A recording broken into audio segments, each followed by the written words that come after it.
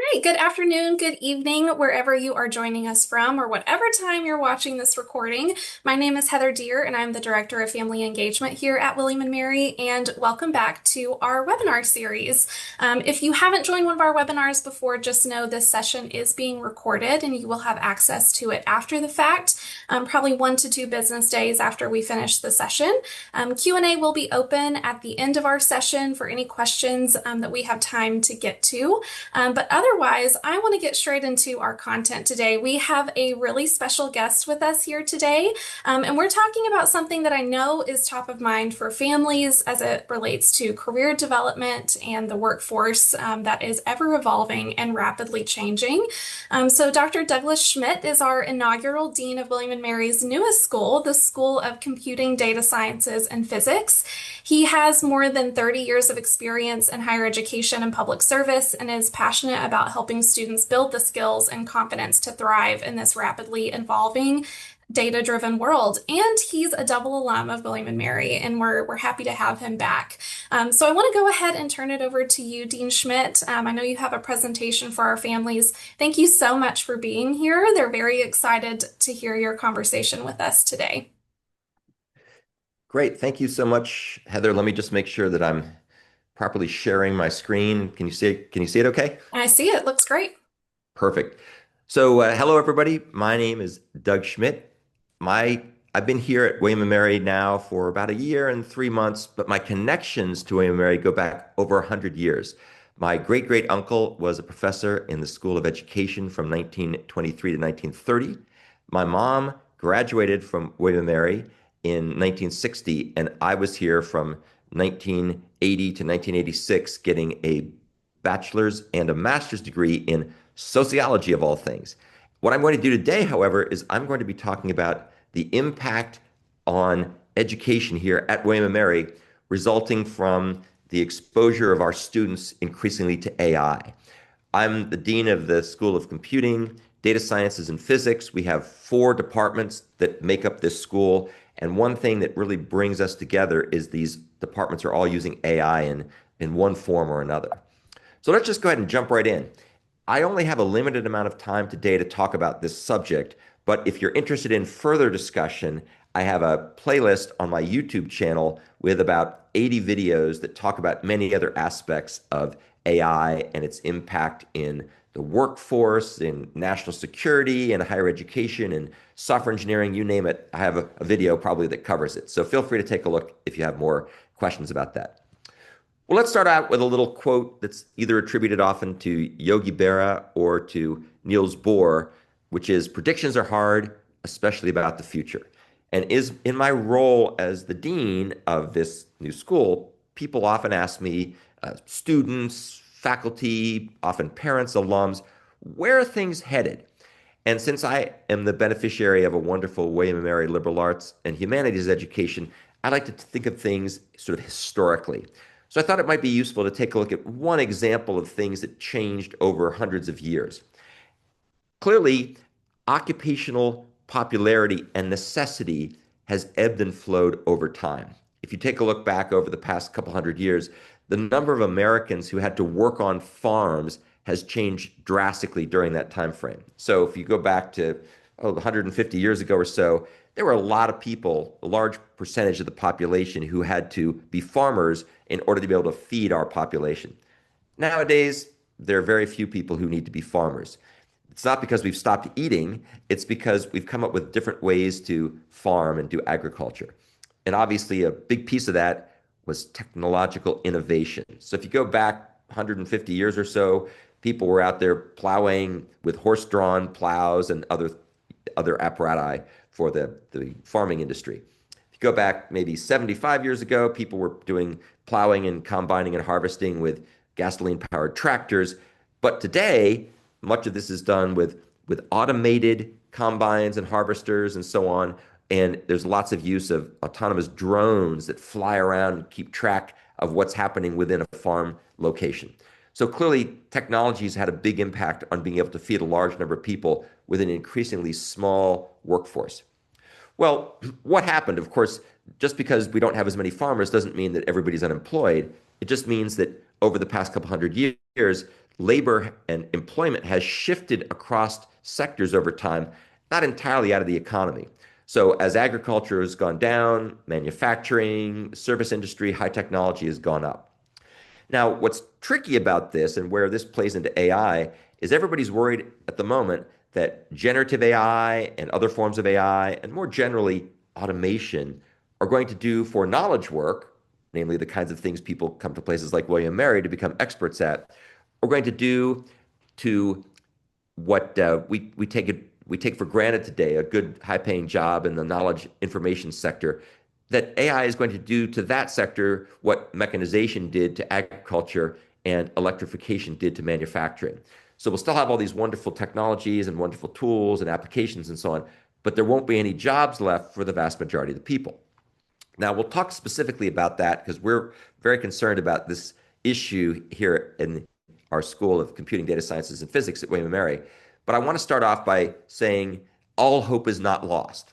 And a good place to go to look for some reasons to give hope is something called the Jevons paradox, which is actually something that was formulated 100 plus years ago by an economist who noticed that as things improved in efficiency, it actually generated more demand and more workforce rather than less.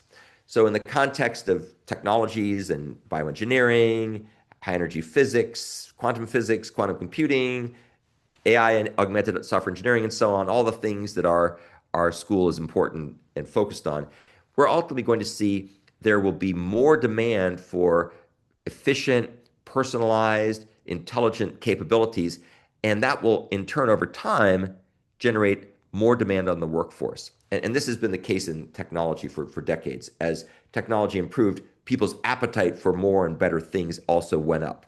Now, this may not happen right away, and it may not happen with people who are trained in the old-fashioned ways of doing things and they don't want to reskill, but I think that's what's going to happen over time.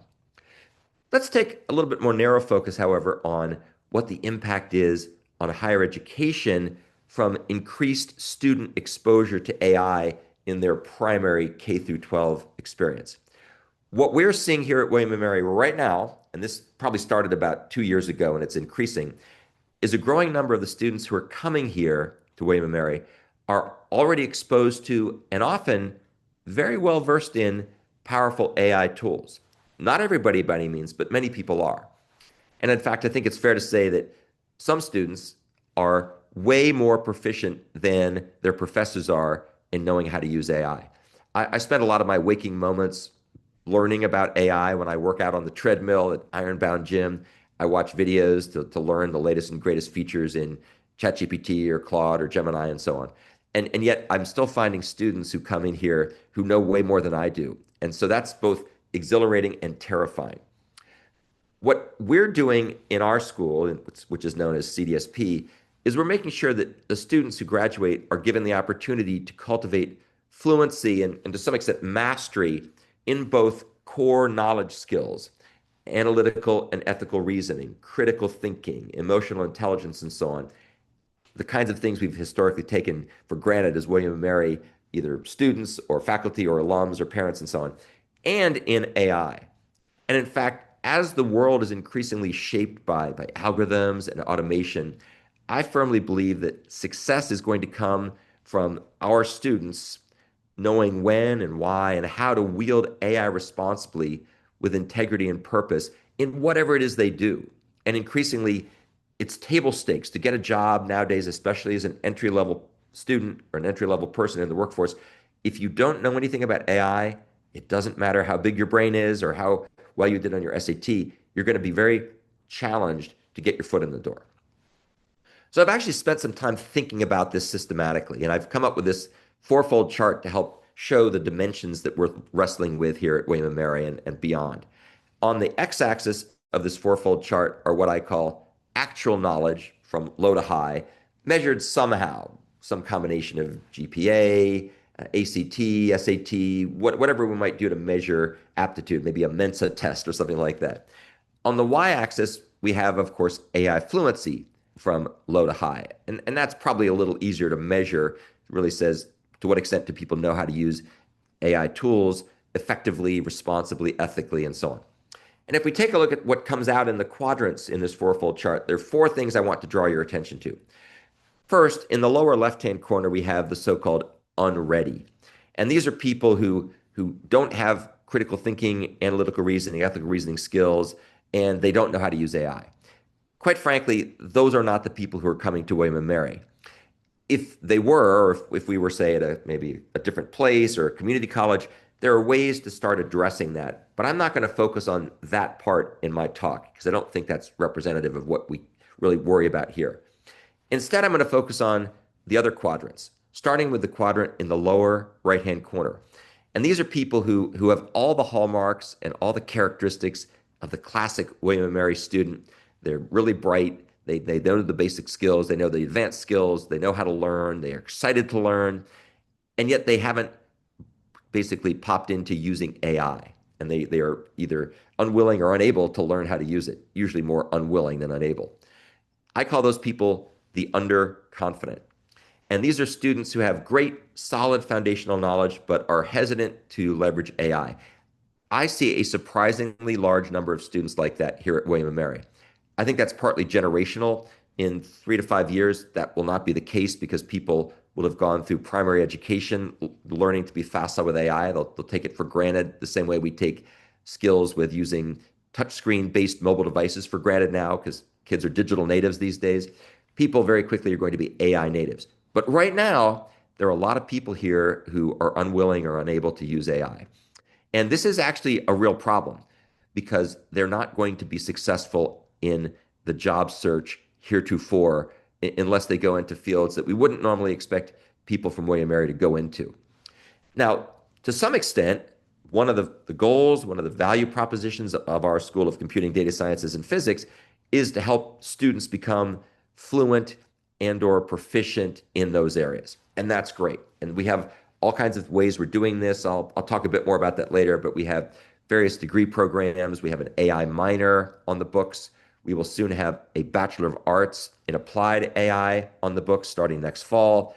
We're working with the philosophy department of all places to have an AI and ethics minor that will be on the books hopefully by the fall. We're working on a Bachelor of Science degree in AI as well. So there's a bunch of different things we're doing intentionally to meet the needs of different constituencies on campus, to take the underconfident and make them more effective and more proficient with AI. At the other end of the spectrum is what I call the over AI'd. We don't have a lot of those students here at William & Mary yet, but over the next few years, I suspect we and everybody, every institution of higher learning will have this to contend with. The over AI'd people are people who are very proficient, very fluent using AI tools, but because they've used them perhaps too exuberantly in their primary education, they've skipped over some things that we who had the luxury of taking a more classical approach to education take for granted. So there are people who maybe are lacking some critical thinking skills, analytical and ethical reasoning, in emotional intelligence, and so on. But they're really good at using AI. The problem, of course, for those of you who've worked with AI, it doesn't always give you the right answer. And in fact, if you don't know what it means to have a right answer, you can often fall victim to hallucinations where AI will confabulate something that doesn't really make any sense. So this is a real challenge. I think we're going to see a lot of this going forward. We don't see it much here yet, but it's going to be par for the course here very soon.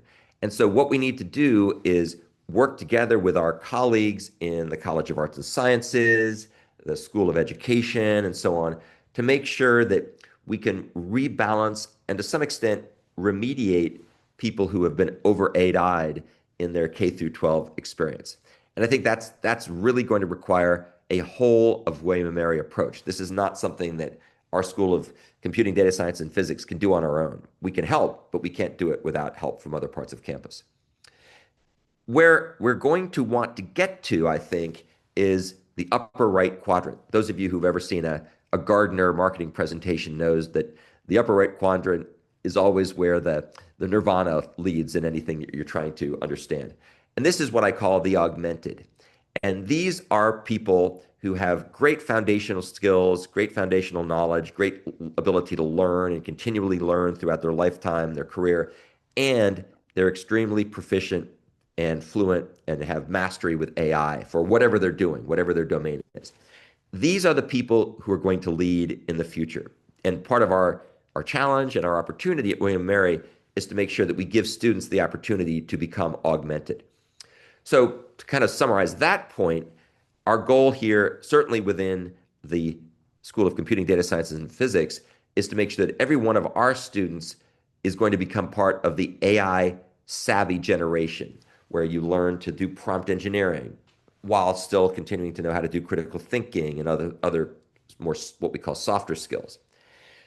So that's basically our mission here, is to make sure that that's something that can happen. Now, this is not going to happen overnight, and I'll talk in a minute about the strategy that we have to make this come into existence here at William & Mary. Why do we want to do this? What is our driving motivation? It's because we believe that we want our students not just to face the future that's been handed to them, but to be in a position to shape it through leadership. And the people who will lead in this world are the ones who know how to balance this sort of left brain, right brain combination of reasoning and AI skills and knowledge foundations and so on.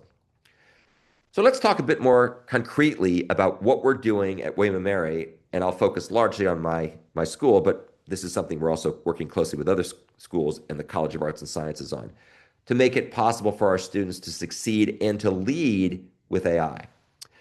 So you've probably heard the phrase learn to code. This has been often used kind of as it's almost somewhat derogatory or in a mocking way when someone complains about the fact that whatever they wanted to do or whatever their skill set or their major was in college is going away.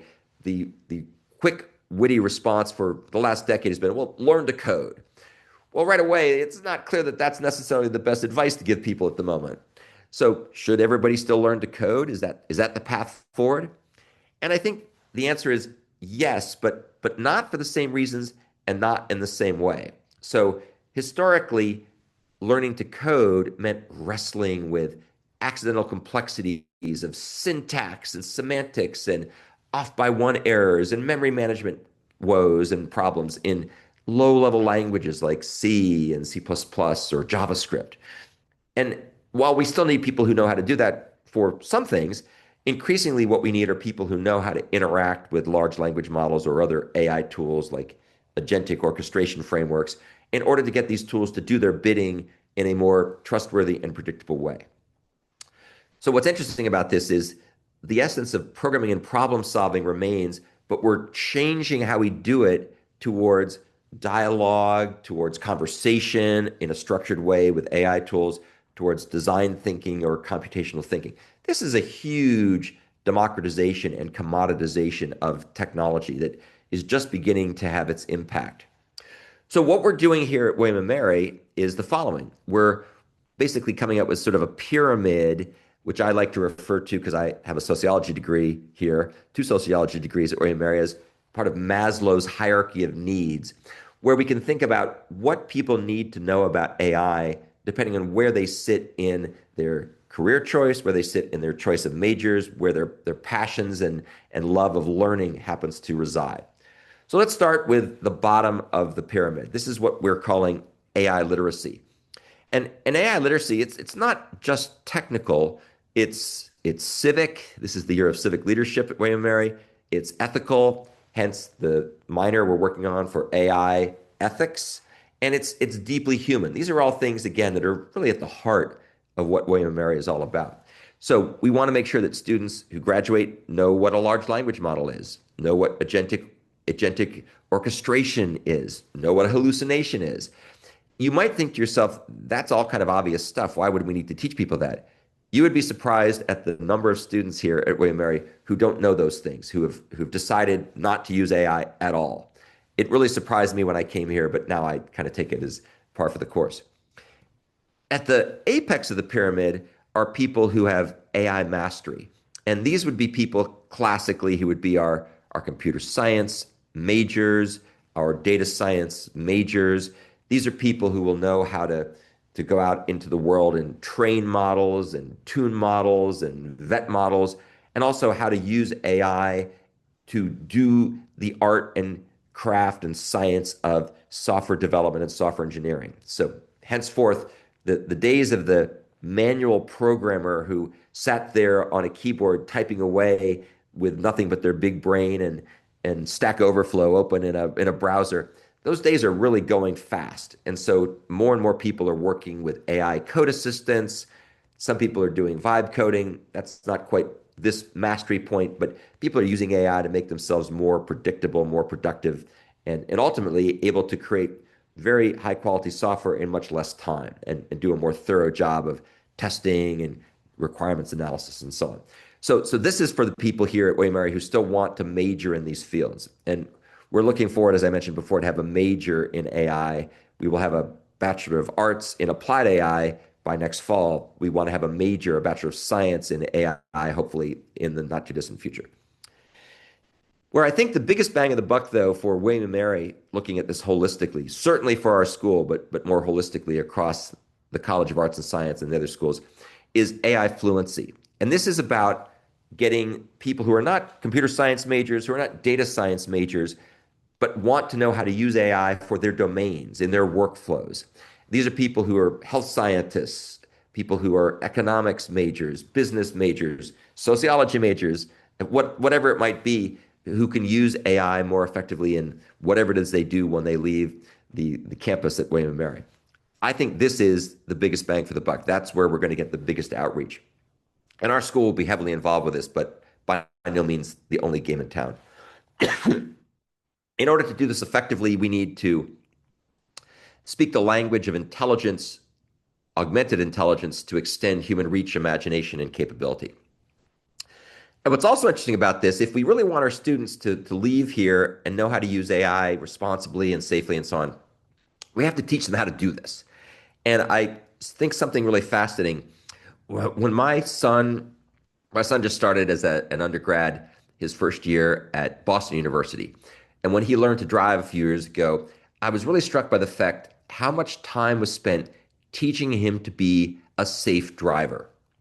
He had 35 to 40 hours in the classroom, hundreds of hours, 100 hours behind the wheel with an adult in the car and a certified instructor to learn to be a safe driver. He got no formal education at his high school, which is one of the top schools in Tennessee, at all on AI. Basically, people told him, don't use it. It's cheating. It will rot your brain. It's a bad thing. Well, gee, and he's not alone. This is pretty common, unfortunately. And so it should be no surprise that people are getting out there and not knowing how to do things right. They're picking stuff off the street and so on.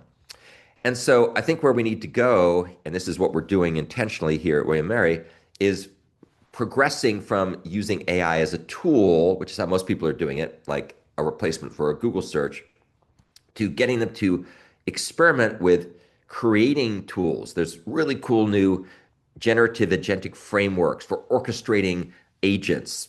One example is Google's Opal, which is a mini app generator where you give it a prompt and it'll create for you a mini app that you can do to optimize your workflow.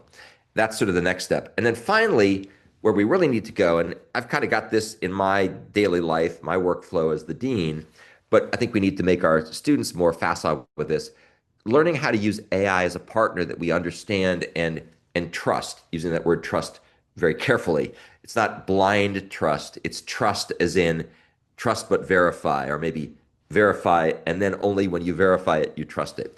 Those are super important skills that people need to be aware of, and that's part of the overall pedagogical process we're going to be doing. So let me kind of wrap up the talk by just saying a few things about preparing students to be successful once they graduate William & Mary in this rapidly changing workforce and rapidly changing career professional world.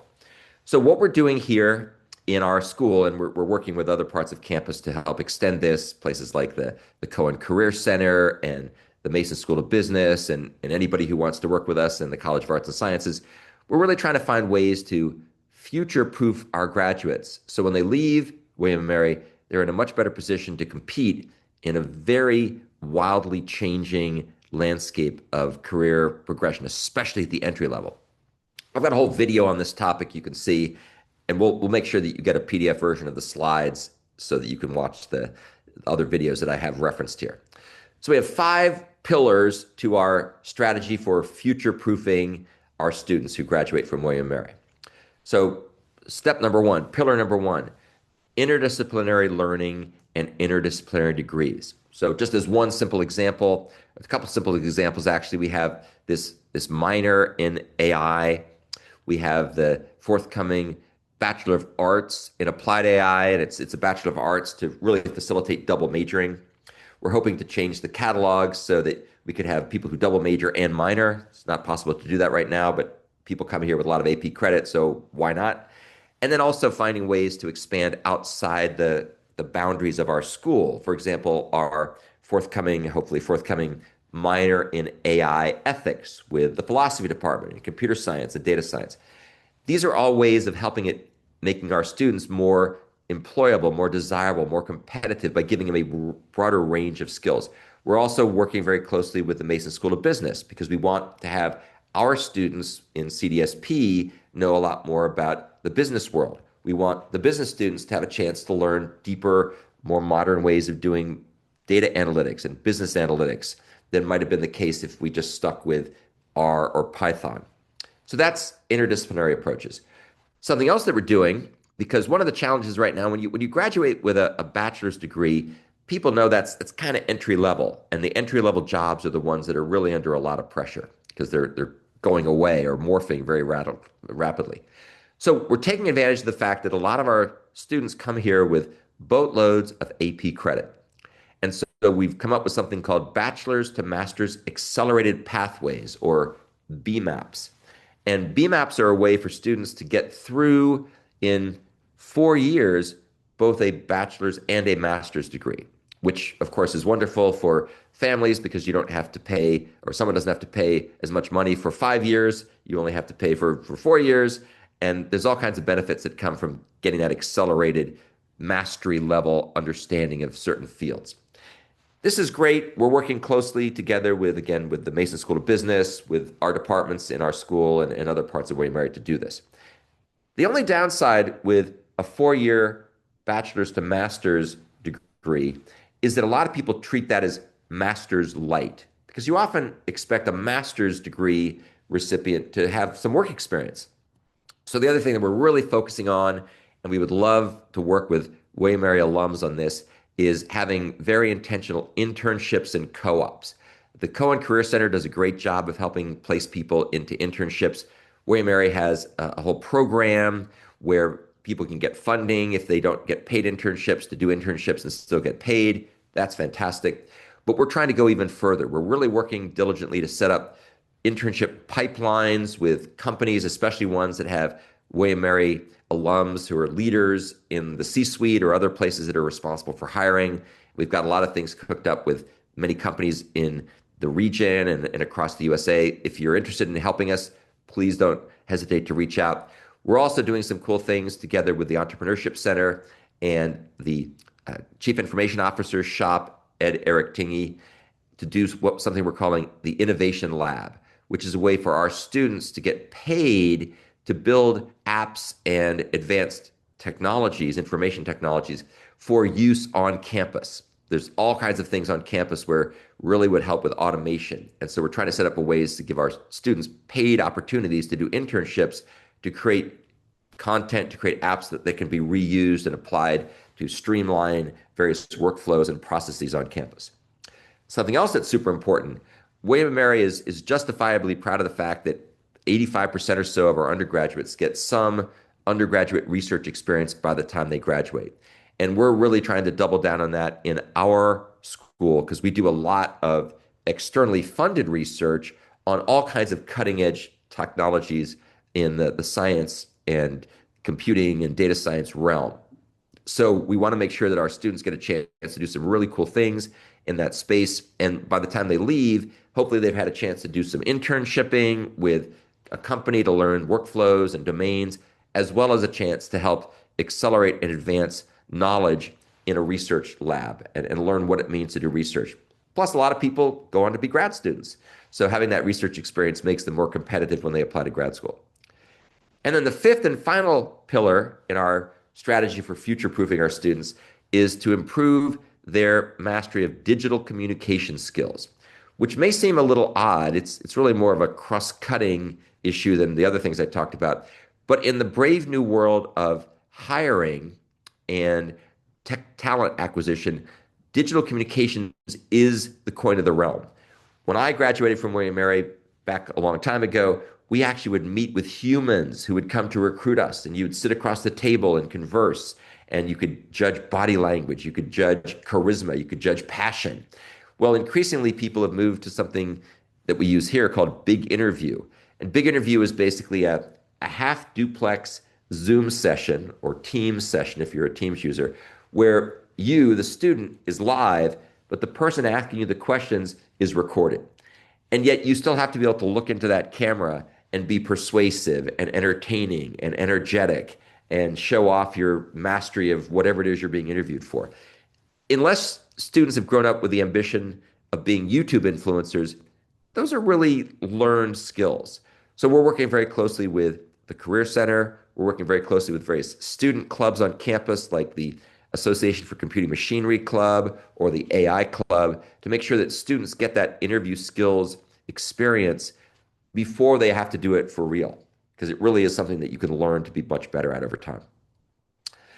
All five pillars I've talked about serve one mission: to help our students move faster up the learning curve and thrive in today and tomorrow's hybrid human AI workforce. That is the way the world is going, for better or worse.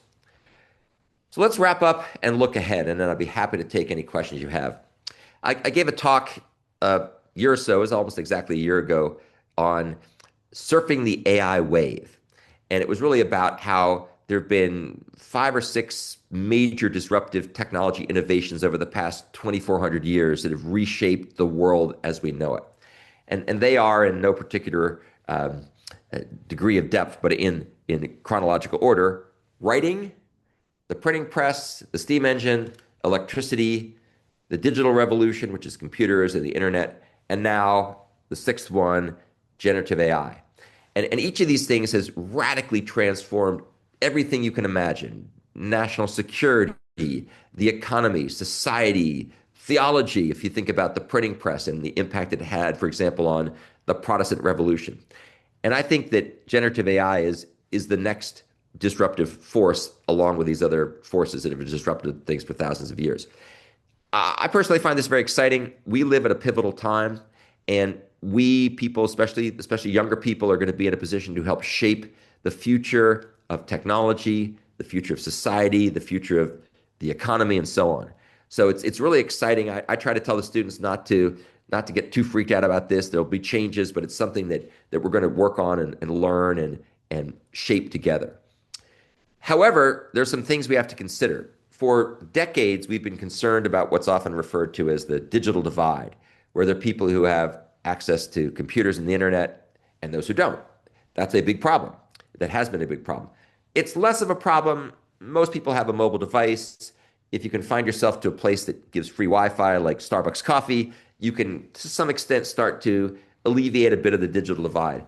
But we're rapidly moving into what I call the digital chasm, which is the difference between people who are not savvy with AI and those who are savvy with AI. And what we're going to see very quickly, I think, is a reckoning where people who don't know how to use AI are going to be significantly disadvantaged, whereas people who know how to use it and know how to use it well, that's the key thing, well, which means intentional education, which is what we're working on here, they're going to be in a much better position to thrive in this brave new world of AI. Something else to be aware of is that generative AI provides a very unique opportunity to level the playing field.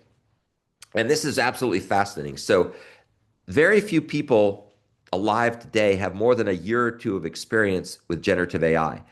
That is the first time in my lifetime where something like that's happened. Almost everywhere else, when something came along, people had an installed base where there was already people with expertise.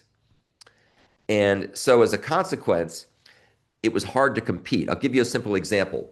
At Vanderbilt University, where I was for 20 years, we started a boot camp program where people who majored in subjects that were having a hard time getting jobs could go back and learn to be a web developer, for example.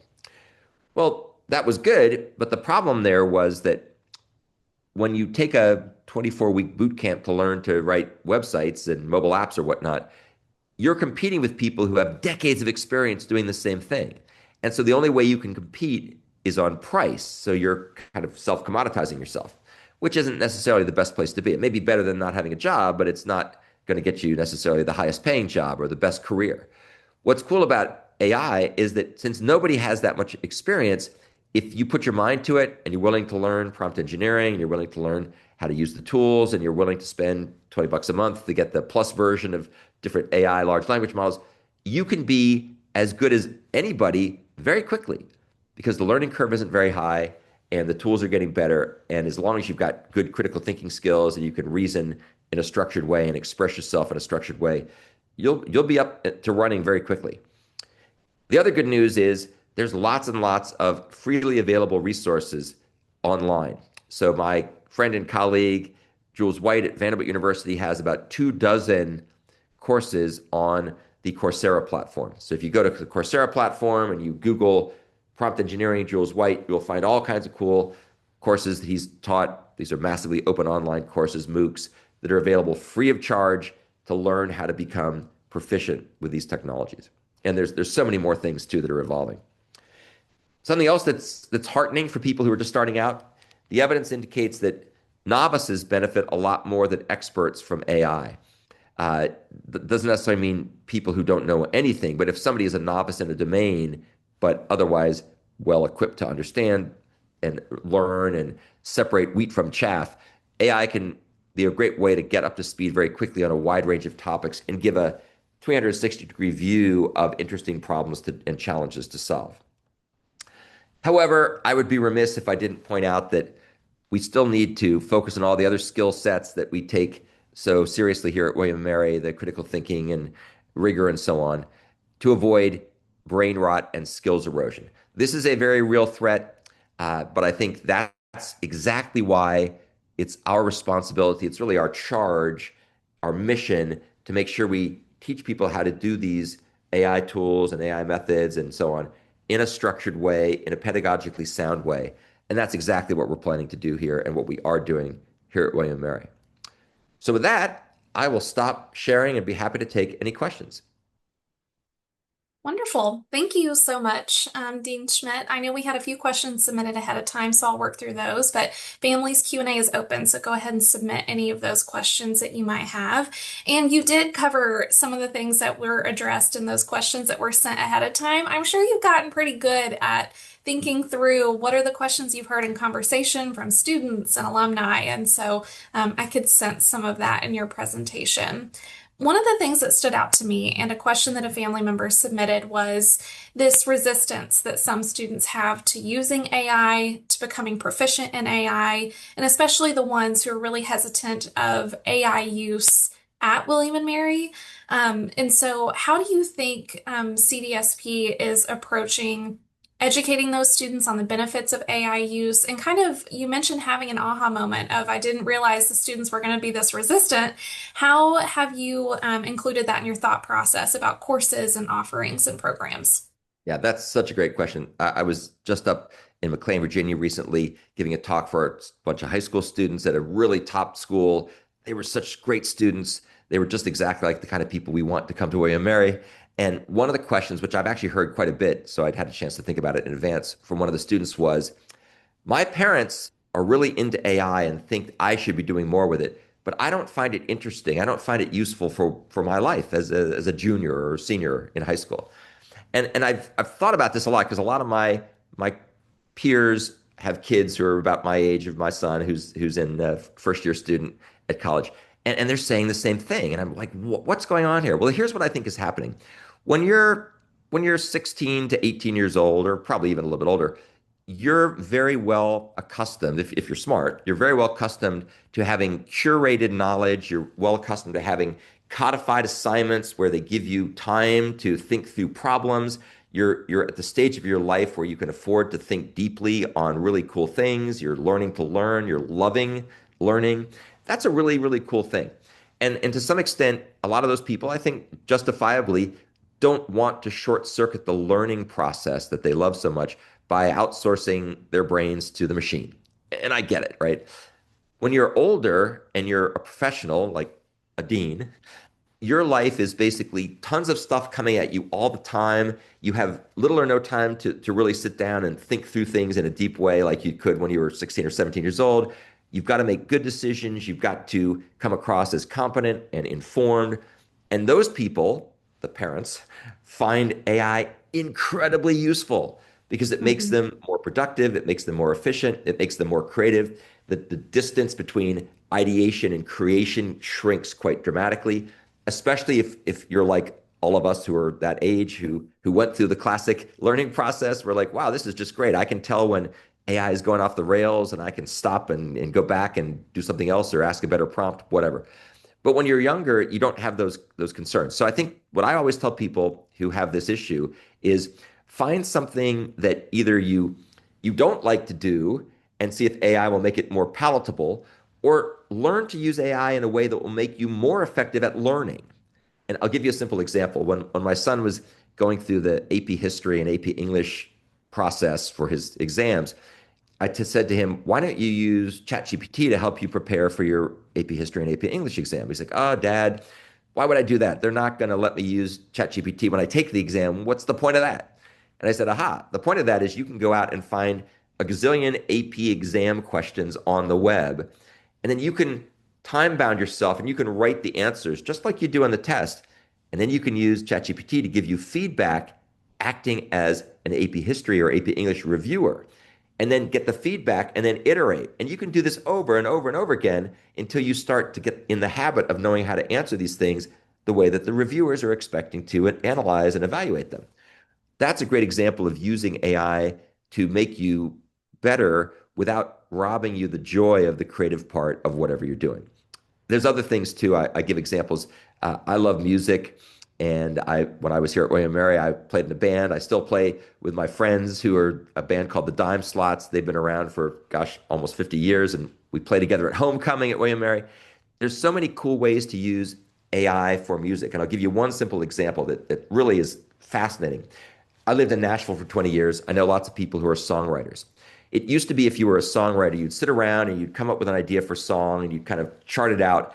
And then you would have to go hire musicians to do a demo. And if you were trying to break into different markets, you'd have to hire one group of people to do the country version, one group to do the pop version, one group to do the death metal version or whatever. With AI, songwriters today can come up with an idea, and then literally in minutes, they can generate 15 different versions: male singer, female singer, ballad, upbeat song, country music, jazz, whatever. And then they can very quickly go and shop that around to people who may want to use it. Talk about creative spark on steroids. That's really cool. So there are things you can do with AI that don't replace learning, they augment it. And so that's how I think about it.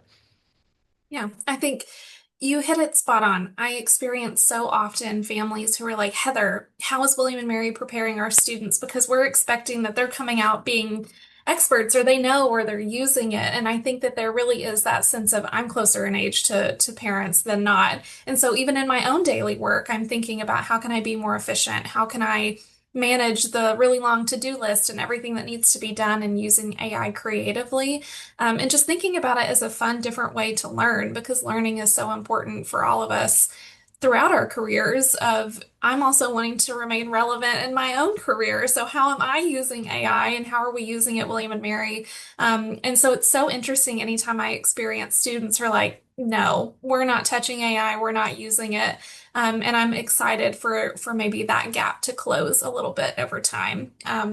Here's a way I One like to express that. Just because we teach everybody to drive, young kids how to drive or teenagers how to drive, doesn't mean everybody has to become a Formula One or Indy 5 or Daytona stock car racer, right? You can learn to drive safely and responsibly without taking it to the extreme and doing nothing Mhm. but that.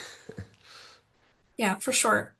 One question that someone just asked, that I'll answer live here is, how will your school work with the School of Education, who's preparing educators that are going to be doing some of this K-12 work, around preparing future students and future generations for AI use, to kind of set the stage for them to come to universities and higher education with some of that knowledge? Any conversations with the School of Ed yet, or plans to? Absolutely. We've had some working groups that are looking into this. There's some really great, the dean, Dean Nopal is fantastic. He's looking to do a perhaps a graduate program in learning sciences, which would really address this issue head on.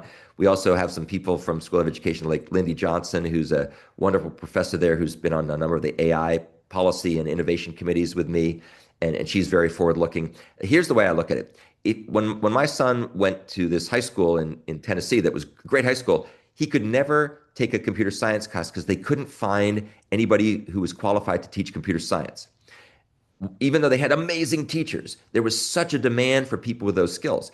I think if we had a learning sciences PhD program or a master's program here at William and Mary, we could crank out teachers and ultimately superintendents and senior principals and so on who would be flying off the shelf in terms of demand because if they had the skills for teaching AI effectively in the K through 12 level, the world would beat a path to their door. The world would be their oyster. And so I think that's a hugely relevant growth area. And I can see there just being an inexhaustible demand for that very, very limited supply. If we think it's hard to find someone to teach a computer programming class to K through 12 effectively, good luck finding someone teaching AI effectively in K through 12. They're all going to go want to work for Google or Anthropic or OpenAI. So I think that's a great area. We're really looking forward to working with them on that topic. And I think it could be absolutely transformational for William and Mary's School of Education and us as well. Yeah, I agree. That would be such a strong partnership in thinking about how we're setting students up for success to even enter higher education with some of that context knowledge. Very important.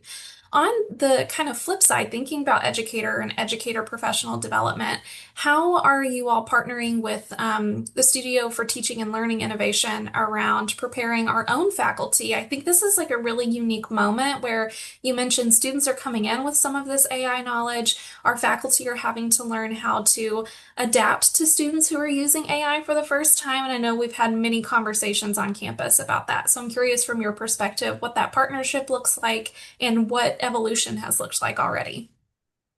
When people ask me, what keeps you awake at night worrying about this brave new world of AI, the number one challenge we face is not student cheating, student plagiarism. It's getting the faculty up to speed fast enough to be in a position to actually do useful mentoring and useful coaching and guidance with these technologies.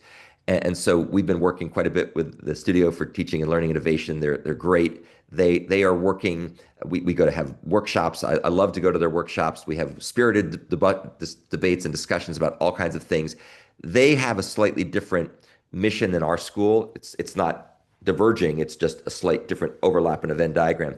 They have to make sure that they're bringing the faculty along across campus, not all of whom are in tech adjacent fields where the faculty by their very nature are excited about this stuff.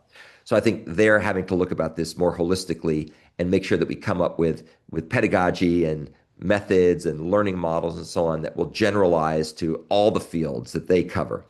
We're lucky in our school, we only have 4 departments, and they all tend to be sort of tech savvy and very much interested in this stuff. But I think the bigger challenge, and that's why it's so important to work with them, so important to work with IT, so important to work with other parts of William Mary. We have a number of committees that are being put forth by Iria Giafrida on responsible AI and research and education and the honor code and so on. We need to have sort of an all hands on deck movement to make sure we're moving in the right direction.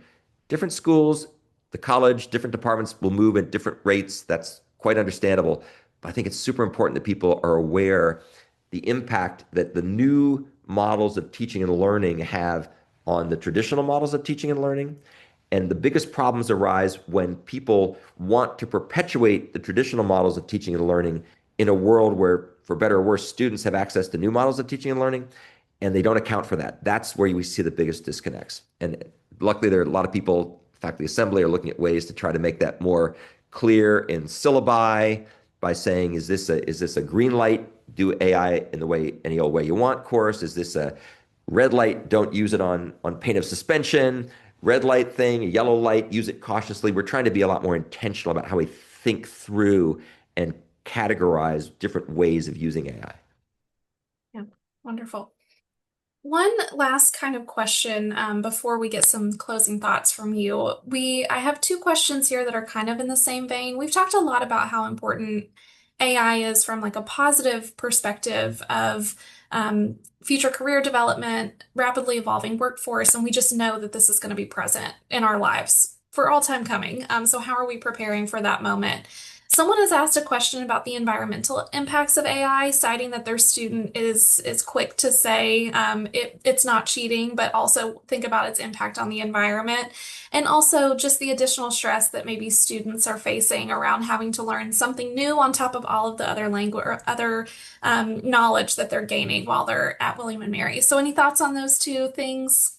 Sure, you bet. By the way, if someone goes back and watches my TAC lecture from April 2025, I had a whole segment on the environmental impacts, but I'll summarize it very briefly. So there are legitimate concerns. There certainly is an enormous consumption of energy and water training foundation models. That's very energy consumptive. Fortunately, that doesn't have to take place every day. The inferencing, which is what we do when we prompt ChatGPT or Gemini or whatnot, much less consumptive. So a couple things in it. First of all, people are working diligently to come up with new chip technologies, new software architectures that will minimize the use of power and water. If you want to learn more about this, Google neuromorphic computing chips. You'll learn all about what Intel and NVIDIA and AMD are doing. So I think we're going to see a lot of technology innovations. People are also working, of course, on coming up with ways of being able to cool data centers using air as opposed to water. So that's another option. But I think it's also very important to keep these things in perspective.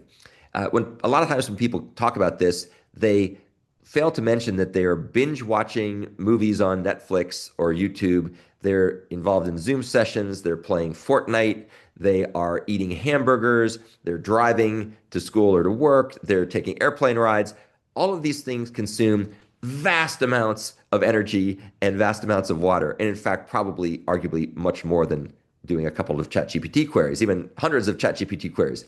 So I think it's important to keep those things in perspective. If people really are willing to write with quill pen and ink and eat mosquitoes and grasshoppers and walk to work and have their houses lit by candles, then I think that's a great commitment. I think most of us are not willing to do that. And so it's important to realize that while the ecological impact is important, people are working on addressing it, number one. And number two, we have to think of it in a more holistic way. Okay. And then just my last final closing thoughts from you. This audience is parents and families. Many are who very curious about how their students are using AI, how are they learning to use AI and become proficient. And as we have discussed, students may be a little bit hesitant. So what advice do you have for families as they're encouraging their students to explore this new tool, this new way of thinking, this new way of learning, and new way of working? I think the learning to drive metaphor is a good one to keep in mind. Most parents want their kids to learn to drive at some point because they don't have to haul them around all throughout high school. And yet at the same time, we also want people to be responsible drivers. So we think very carefully about how we educate people to be safe drivers. I think it's also important, and so we need to be just as intentional about how to be a safe and effective AI user.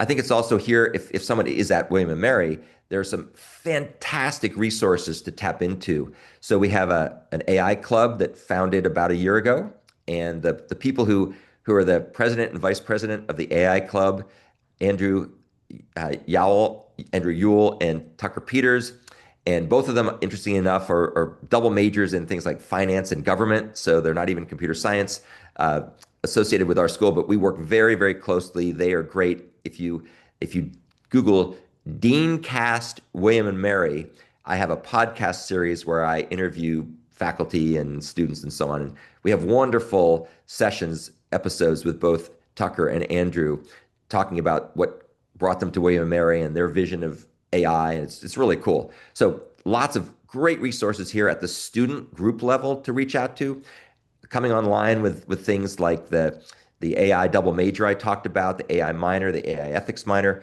We're also working very closely with Dean Rate at the College of Arts and Sciences in order to be able to have sort of maybe a 1 credit hour AI for everyone course that will become required at some point, hopefully not too distant future. So everybody will be exposed to AI from different points of view, not just how to prompt, but what are the ethical impacts, what are the economic impacts, what are the political impacts, what are the impacts on the workforce. So we're going to be really looking at this intentionally. We're very, very fortunate that President Rowe completely gets it. She is a huge supporter of technology being part of what it means to be a modern liberal arts and humanities graduate. And the whole administration really understands this in a holistic way. I guess I'll kind of close with my pitch for the most important thing that we can do because we're really interested in preeminence. William and Mary, if we play our cards right, could become the preeminent liberal arts and sciences institution for human-centered AI. And I think that is our secret sauce. It's that combination of the foundation of arts and sciences with the technology depth. That's what's going to differentiate us at many different levels. Yeah, I agree. You know better than most probably the magic of William and Mary and the humans at William and Mary that make it happen. So combining those two things is going to be pretty powerful for us. So thank you, Dean Schmidt, for spending some time with us today. Thank you, families, for joining, and I hope everyone has a wonderful day. Thanks, everyone. Bye.